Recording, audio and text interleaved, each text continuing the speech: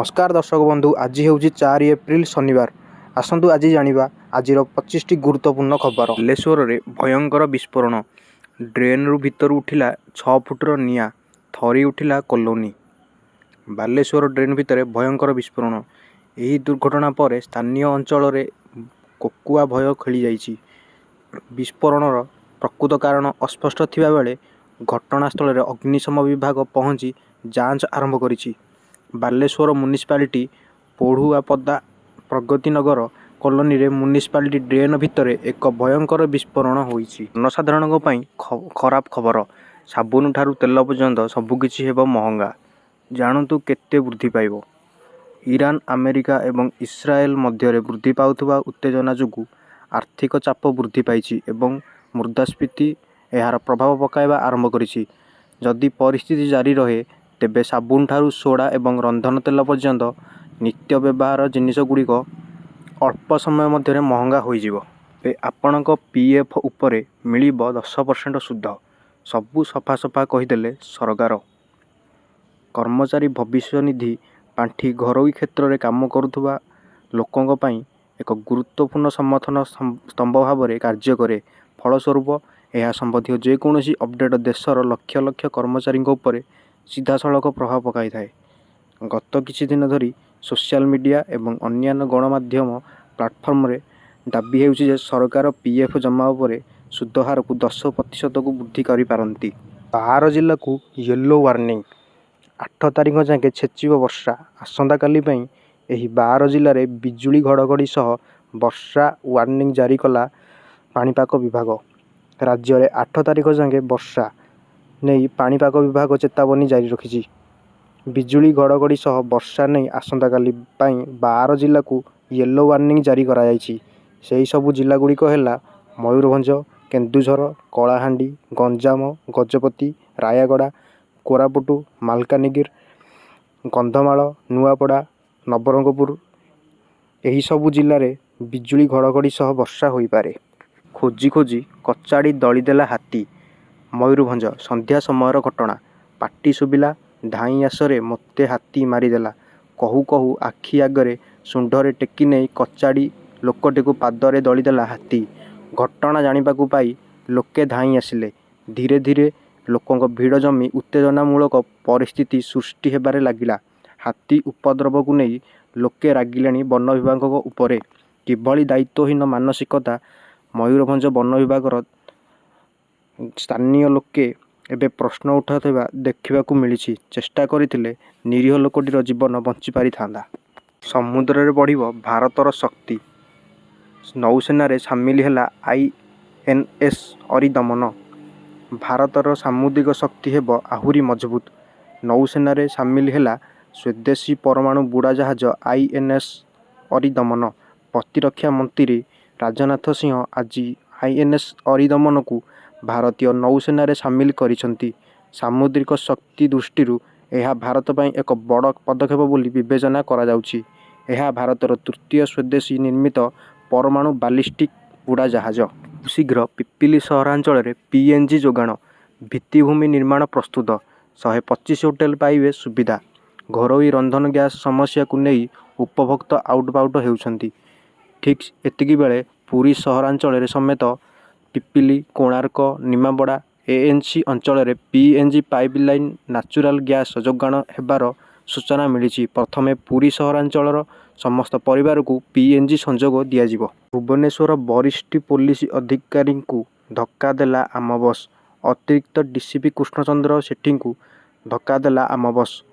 Bhubaneswar club पाखरे घटिछि दुर्घटना। साइकेलिंग करुथुवा बेले पछरु धक्का देला आम बस। गुरुतर अवस्था अतिरिक्त डीसीपी को हस्पिटाल में भर्ती करा जायछि। रचिला विषाक्त मद। 4 मृत 6 जन हराइले दृष्टिशक्ति। बिहार में मद निषेध सत्वे पुणी थरे विषाक्त मद मृत्युर कराल रूप देखा मिली। मोतिहारी जिले में विषाक्त मद पी एपर्यंत 4 जनकर प्राणहानि घटी बेले प्राय 15 जनक अवस्था संकटापन्न रही। सबुठारु दुखद विषय हेउछि चिकित्सित हेउथिबा व्यक्तिंक मध्यरु 6 जन निजर दृष्टिगोचर हराइछंती। एलआईसी आनिछि नुआ धमाकादार स्कीम। ମାତ୍ର 121 ଟଙ୍କା ପ୍ରିମିୟମରେ ଝିଅର ବାହାଘର ପାଇଁ ପାଇବେ 27 ଲକ୍ଷ ଟଙ୍କା। ଭାରତୀୟ ଜୀବନ ବୀମା ନିଗମ କମ୍ପାନୀ ତରଫରୁ କେତେକ ଖାସ୍ ରକମର ପଲିସି ସ୍କିମ୍ ବାହାର କରୁଛି। ଏହା ଭାରତର ଏକ ଲୋକପ୍ରତି କମ୍ପାନୀ। ଏଥିରେ ଅନେକ ଲୋକ ନିଜର ବୀମା କରାଇଛନ୍ତି, ଯାହା ପାଇଁ ଲୋକଙ୍କୁ ନିଜର ଭବିଷ୍ୟ ସୁରକ୍ଷିତ ଲାଗୁଛି ଓ ଏହାର ସୁବିଧା କେତେ ଲୋକ ଦେଖି ସାରିଛନ୍ତି, ଯାହା ପାଇଁ ଝିଅର ପାଠପଢ଼ା ଓ ବାହାଘର ଚିନ୍ତା କରିବା କମେଇ ପାରିବେ ମାତାପିତାମାନେ। କୃଷି ଯୋଜନାରେ 2 କୋଟି ଟଙ୍କା ପର୍ଯ୍ୟନ୍ତ ଋଣ ପ୍ରଦାନ କରୁଛନ୍ତି ସରକାର। ଏହି ଉପାୟରେ ଲାଭ ଉଠାଇ ପାରିବେ କୃଷକ। ଦେଶର ଅଧାରୁ ଅଧିକ ଜନସଂଖ୍ୟା ଏବେ ବି ଚାଷ ଏବଂ କୃଷି ମାଧ୍ୟମରେ ଜୀବିକା ନିର୍ବାହ କରନ୍ତି ଏବଂ ଏହି କାରଣରୁ ଭାରତର ପ୍ରଗତି ପାଇଁ ପଥ କୃଷି ମାଧ୍ୟମରେ ରହିଛି। କେନ୍ଦ୍ର ସରକାର ବିଭିନ୍ନ ଯୋଜନା ମାଧ୍ୟମରେ ଚାଷୀମାନଙ୍କୁ ଲାଭ ମଧ୍ୟ ପ୍ରଦାନ କରନ୍ତି। ଏହି ପରିପ୍ରେକ୍ଷୀରେ କୃଷି ଭିତ୍ତିଭୂମିକ ପାଣ୍ଠି AIF ଯୋଜନା ଆରମ୍ଭ କରାଯାଇଛି, ଯାହାର ଲକ୍ଷ୍ୟ ଗ୍ରାମାଞ୍ଚଳରେ ଭୂମି ସ୍ତରରେ କୃଷି ଭିତ୍ତିଭୂମିକୁ ସମ୍ପୂର୍ଣ୍ଣ ହାଇଟେକ୍ କରିବା। ପୁଣି ଧମକ ଦେଲା ପାକିସ୍ତାନ, ଭାରତରେ ପଶି ମାରିବୁ। ପାକିସ୍ତାନ ପ୍ରତିରକ୍ଷା ମନ୍ତ୍ରୀ ଖ୍ୱାଜା ଆସିଫଙ୍କ ଧମକ। ପାକିସ୍ତାନ ପକ୍ଷରୁ ପୁଣି ଥରେ ଭାରତ ପାଇଁ ଆକ୍ରମଣାତ୍ମକ ଓ ଉସୁକାଇବା ଭଳି ବୟାନବାଜି କରାଯାଇଛି। ପାକିସ୍ତାନର ପ୍ରତିରକ୍ଷା ମନ୍ତ୍ରୀ ଖ୍ୱାଜା ଆସିଫ କ୍ରୋଧିତ ହୋଇ କହିଛନ୍ତି, ତାଙ୍କ ସେନା ଗତ ବର୍ଷ ଭାରତ ବିରୋଧରେ ଲଢ଼େଇ କରି ବିଜୟ ହାସଲ କରିଛନ୍ତି ଏବଂ ଆଗକୁ ବି ଲଢ଼େଇ ପାଇଁ ପ୍ରସ୍ତୁତ।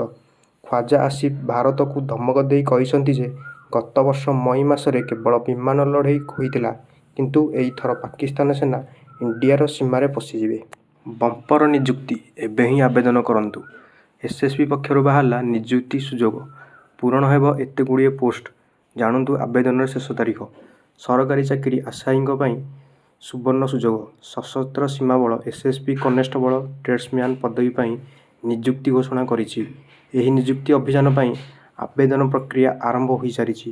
ଆଗ୍ରହୀ ଏବଂ ଯୋଗ୍ୟ ପ୍ରାର୍ଥୀମାନେ ଏହି ପଦବୀ ପାଇଁ ଆବେଦନ କରିବା ପାଇଁ ସରକାରୀ ୱେବସାଇଟ ପରିଦର୍ଶନ କରିପାରିବେ। ଆମେରିକୀୟ ଲଢୁଆ ବିମାନ ଦୁର୍ଘଟଣାଗ୍ରସ୍ତ। ଆମେରିକାର ଲଢୁଆ ବିମାନକୁ ଖସାଇଲା ଇରାନ। ନାଗରିକଙ୍କୁ ଦେଲା ଏମିତି ଅଫର, ପାଇଲଟ ଜୀବିତ ଥିଲେ। ଇରାନରେ ଏକ ଆମେରିକୀୟ F-15E ଲଢୁଆ ବିମାନ ଦୁର୍ଘଟଣାଗ୍ରସ୍ତ ହୋଇଛି। ଫେବୃଆରୀ 28 ତାରିଖରେ ଯୁଦ୍ଧ ଆରମ୍ଭ ହେବା ପରଠାରୁ ଏହା ପ୍ରଥମ ଥର ପାଇଁ ଦେଶ ଭିତରେ ଏକ ଆମେରିକୀୟ ଲଢୁଆ ବିମାନ ଦୁର୍ଘଟଣାଗ୍ରସ୍ତ ହୋଇଛି। ସୂତ୍ର ଅନୁଯାୟୀ ଏଥିରେ 2 ଜଣ ଲୋକ ଥିଲେ, ଜଣେ ପାଇଲଟ ଏବଂ ଜଣେ ପଛ ସିଟ୍ ଅସ୍ତ୍ର ପ୍ରଣାଳୀଧାରୀ। ଖୁବ୍ ଶୀଘ୍ର ପ୍ରକାଶ ପାଇବ CBSE ଦଶମ ରେଜଲ୍ଟ। ଡିଜିଲକରରେ ଏମିତି ଚେକ୍ କରନ୍ତୁ ନିଜର ମାର୍କସିଟ୍। କେନ୍ଦ୍ରୀୟ ମାଧ୍ୟମିକ ଶିକ୍ଷା ବୋର୍ଡ ପକ୍ଷରୁ ଚଳିତ ବର୍ଷର ଦଶମ ଶ୍ରେଣୀ ପରୀକ୍ଷାଫଳ ଖୁବ୍ ଶୀଘ୍ର ଘୋଷଣା କରାଯାଇପାରେ। ଯଦିଓ ବୋର୍ଡ ପକ୍ଷରୁ ଏପର୍ଯ୍ୟନ୍ତ କୌଣସି ନିର୍ଦ୍ଦିଷ୍ଟ ତାରିଖ ଘୋଷଣା କରାଯାଇ ନାହିଁ, ତଥାପି ଲକ୍ଷ ଲକ୍ଷ ଛାତ୍ରୀଙ୍କର ଅପେକ୍ଷାର ଅନ୍ତ ଖୁବ୍ କମ୍ ସମୟରେ ଘଟିବାକୁ ଯାଉଛି। ଫଳାଫଳ ପ୍ରକାଶ ପାଇବା ପରେ ପରୀକ୍ଷାର୍ଥୀମାନେ ବୋର୍ଡର ଅଫିସିଆଲ ୱେବସାଇଟ ସମେତ ବିଭିନ୍ନ ପ୍ଲାଟଫର୍ମରେ ନିଜର ସ୍କୋର କାର୍ଡ ଯାଞ୍ଚ କରିପାରିବେ। AFAOର ଚେତାବନୀ, ଯୁଦ୍ଧ 40 ଦିନ ଲମ୍ବିଲେ ସୃଷ୍ଟି ହେବ ବଡ଼ ଖାଦ୍ୟ ସଙ୍କଟ। ଇରାନ ଯୁଦ୍ଧକୁ ମାସେରୁ ଅଧିକ ସମୟ ହୋଇଗଲାଣି।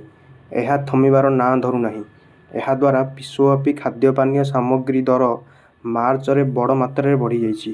ଏହା ଗତ ବର୍ଷ ସେପ୍ଟେମ୍ବର ପରେ ସବୁଠାରୁ ଉଚ୍ଚ ସ୍ତରରେ ପହଞ୍ଚିଯାଇଛି। ଏହାର କାରଣ ହେଉଛି ଇତିମଧ୍ୟରେ ତେଲ ଏବଂ ଗ୍ୟାସ୍ ଦରରେ ଦ୍ରୁତ ବୃଦ୍ଧି। ମିଳିତ ଜାତିସଂଘର ସଂସ୍ଥା ଖାଦ୍ୟ ଏବଂ କୃଷି ସଂଗଠନର କହିବା ଅନୁସାରେ, ଯଦି ଇରାନ ଯୁଦ୍ଧ ଜାରି ରୁହେ ତେବେ ଖାଦ୍ୟପାନୀୟ ଦର ଆଗକୁ ଆହୁରି ବଢ଼ିପାରେ। IPL 2026 ଚେପକରେ ପଞ୍ଜାବ କିଙ୍ଗସର ଐତିହାସିକ ବିଜୟ। ଚେନ୍ନାଇକୁ 5 ୱିକେଟରେ ହରାଇଲା ପଞ୍ଜାବ। IPL 2026ର ସପ୍ତମ ମ୍ୟାଚରେ ପଞ୍ଜାବ କିଙ୍ଗସ ଏକ ଚମତ୍କାର ପ୍ରଦର୍ଶନ କରି ଚେନ୍ନାଇ ସୁପର କିଙ୍ଗସକୁ ତାର ଘରୋଇ ଗ୍ରାଉଣ୍ଡ MA ଚିଦାମ୍ବରମ ଷ୍ଟାଡିୟମରେ ପରାସ୍ତ କରିଛି। 210 ରନର ବିଶାଳ ଲକ୍ଷ୍ୟକୁ ପଞ୍ଜାବ ମାତ୍ର 18.4 ଓଭରରେ ହାସଲ କରି ଏହି ରୋମାଞ୍ଚକର ମ୍ୟାଚକୁ 5 ୱିକେଟରେ ଜିତି ନେଇଛି। ପ୍ରଧାନମନ୍ତ୍ରୀ ଆବାସ ଯୋଜନା ହେଉଛି ଗରିବ ଲୋକମାନଙ୍କୁ ପକ୍କା ଘର ଦେବା ପାଇଁ ସରକାରୀ ଯୋଜନା। ଏଥିରେ ଗ୍ରାମାଞ୍ଚଳରେ ପ୍ରାୟ 1.2 ଲକ୍ଷ ଏବଂ ସହରରେ 1.5 ଲକ୍ଷ ପର୍ଯ୍ୟନ୍ତ ସହାୟତା ମିଳେ। ଏହି ଟଙ୍କା ଇନଷ୍ଟଲମେଣ୍ଟରେ ଡେବିଟ୍ ମାଧ୍ୟମରେ ଖାତାକୁ ଆସେ, ଯାହାଦ୍ୱାରା ଲୋକମାନେ ନିଜର ଘର ତିଆରି କରିପାରିବେ। କାଳିଆ ଯୋଜନା ହେଉଛି ସରକାରଙ୍କ ଏକ ଲୋକପ୍ରିୟ କୃଷକ ସହାୟତା ଯୋଜନା। ଏହାର ମୁଖ୍ୟ ଲକ୍ଷ୍ୟ ଛୋଟ ଓ ସୀମାନ୍ତ ଚାଷୀମାନଙ୍କୁ ଆର୍ଥିକ ସମର୍ଥନ ଦେବା। ଏଥିରେ ଚାଷ ପାଇଁ ପ୍ରତିବର୍ଷ ପ୍ରାୟ 4,000ରୁ 10,000 ପର୍ଯ୍ୟନ୍ତ ସହାୟତା ମିଳେ। ଏହା ସହିତ ଭୂମିହୀନ କୃଷକମାନେ ମଧ୍ୟ ଏହି ଯୋଜନାରୁ ଲାଭ ପାଆନ୍ତି। ଡେବିଟ୍ ମାଧ୍ୟମରେ ସିଧା ଖାତାକୁ ପଇସା ପଠାଉଛି, ଯାହା ଚାଷୀମାନଙ୍କ ପାଇଁ ବହୁତ ସହାୟତା ପ୍ରଦାନ କରାଯାଇଛି। ଭିଡ଼ିଓଟି ଭଲ ଲାଗିଥିଲେ ଭିଡ଼ିଓଟିକୁ ଲାଇକ୍ କରନ୍ତୁ, ଚ୍ୟାନେଲକୁ ସବସ୍କ୍ରାଇବ୍ କରନ୍ତୁ ଏବଂ ପାଖରେ ଥିବା ବେଲ୍ ଆଇକନକୁ ପ୍ରେସ୍ କରି ଅଲ୍ ନୋଟିଫିକେସନକୁ ସିଲେକ୍ଟ କରନ୍ତୁ।